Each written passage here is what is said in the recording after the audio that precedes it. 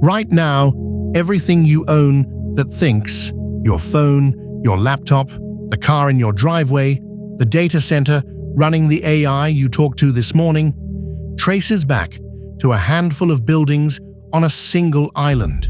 One island, 90 miles from a superpower that has promised to take it, and the company inside those buildings. You probably can't even name it. It doesn't make a phone. It doesn't sell you anything. Its logo isn't on a single product you own. And yet last year, it earned $122 billion and made more than 90% of the most advanced chips on the planet. Apple can't build an iPhone without it. Nvidia can't feed the AI boom without it. It is, by almost any honest measure, the most important company on Earth. And it exists because one man, at 52 years old, was told his career was over. His name is Morris Chang. Born in mainland China in 1931, into a decade of war. As a boy, he and his mother moved from city to city, staying one step ahead of the fighting. School was the one stable thing he had. In 1949, he sailed to America, Harvard, then MIT, an engineering degree, and eventually a job at a Texas company that was quietly about to change the century. Texas Instruments. He was brilliant. He rose fast. They paid for his Stanford doctorate and kept his full salary while he studied. By his 40s, he ran their entire semiconductor business, the beating heart of the company. He was on the short list to run all of it. And then Texas Instruments did something that made no sense. They moved him sideways to a struggling division, then to a staff job with no real power. In his own words, he was put out to pasture. In 1983, at 52, the age when most careers are winding down, he resigned. He thought it was the end of the story. It was the beginning. Because on the other side of the world, a small island was watching. Taiwan, in the 1980s, was a manufacturing economy. Cheap labor, thin margins, no future in it. The government wanted to leap into high technology, and they needed someone who actually understood it. So they called the one man America had just thrown away. Come to Taiwan, they said, build us a semiconductor industry. From nothing. Chang flew over and looked at what they had. No research, no chip designers, no patents, no ideas. The one thing Taiwan could do was manufacture. And that single fact, the thing everyone else saw as a weakness, was about to become the most valuable insight in modern business. Here is what Chang had noticed back at Texas Instruments. Brilliant engineers were desperate to leave and start their own chip companies, but they couldn't. Because in those days, if you wanted to make a chip, you had to design it and build the factory yourself. And a chip factory cost billions. No investor would hand a young engineer billions to build a fab. So the ideas died. The talent stayed trapped inside the giants. Chang's idea was heretical. What if there were a company that only manufactured and never ever designed its own chips? A factory for hire. You bring the blueprint. We make it flawlessly at a scale no startup could dream of. And the sacred rule, the thing that made the whole thing work. We will never compete with our own customers. We will never launch a product against you. Your secrets die inside our walls. In 1987, at 55, Morris Chang founded Taiwan Semiconductor Manufacturing Company, the world's first pure-play foundry. Everyone thought it was a nice little contract shop.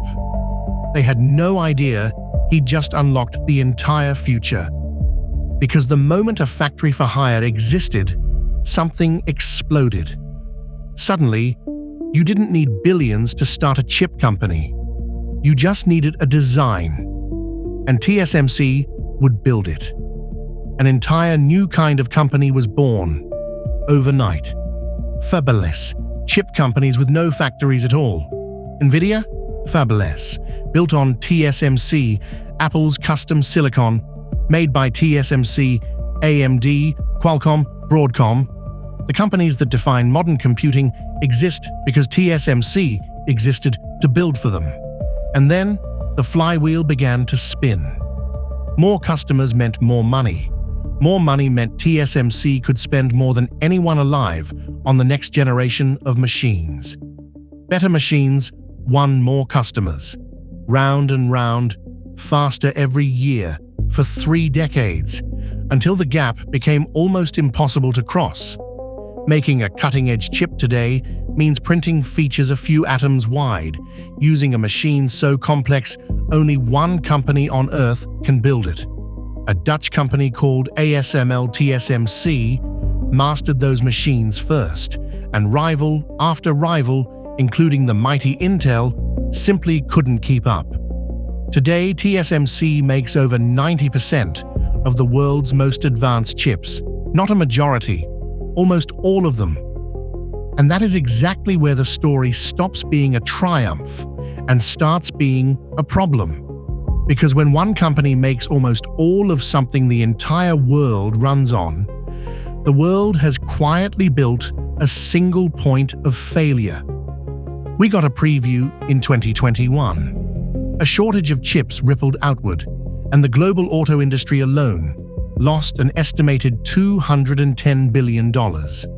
Factories sat idle, new cars vanished from lots, all because the tiniest, cheapest part was missing. Now scale that up. What happens the day the advanced chips stop, the ones with no second source anywhere on Earth? There's no backup factory, there's no switching suppliers. For the most advanced chips, it's TSMC, or it's nothing. And here is the part that keeps generals and presidents awake at night.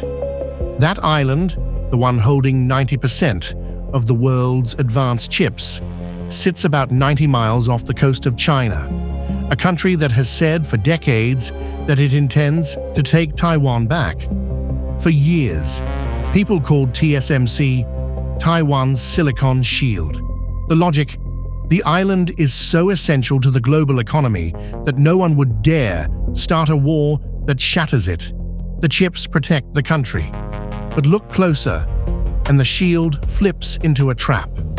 Because the same fact that protects Taiwan also makes it the single most valuable and most dangerous piece of real estate on the planet. Analysts estimate that a serious cutoff of Taiwan's chips could erase around $2.5 trillion from the global economy. Some say far more. Not a recession. A rupture unlike anything since the war. So the West is scrambling. TSMC is now building fabs in Arizona, backed by tens of billions in American subsidies.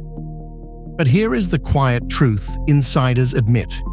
The newest, most advanced chips still come from Taiwan. You can copy the buildings. You can't copy 30 years. So step back and look at what we've built. The most important company in the world isn't the one on the magazine covers. It doesn't make anything with its name on it.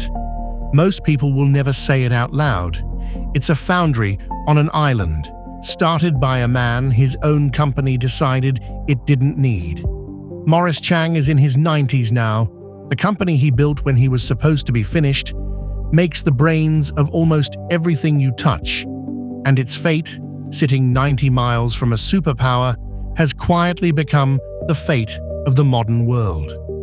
We spent decades believing the powerful companies were the ones we could see. The truth is, the one that matters most is the one you couldn't even name.